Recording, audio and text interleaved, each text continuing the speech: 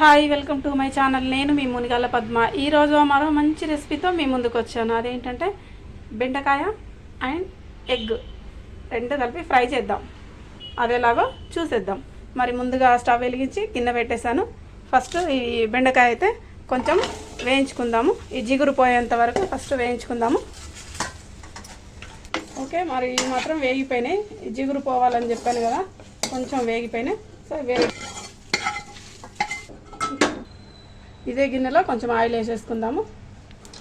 కొంచెం జీలకర్ర, ఆవాలు, ఉల్లిపాయలు,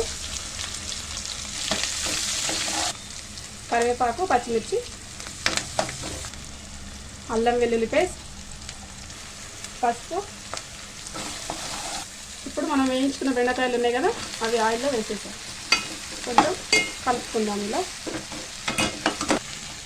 ఇలా కొంచెం వేగిపోయినాయి కదా, ఇప్పుడు ఇలా మనం సపరేట్ చేసుకుందాము.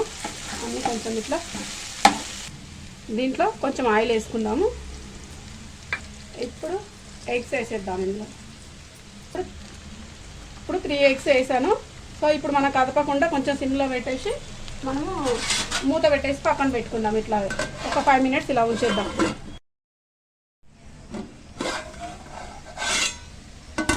ఓకే, మరి ఇప్పుడు మనం దీన్ని కొంచెం ఇట్లా కలుపుదాము.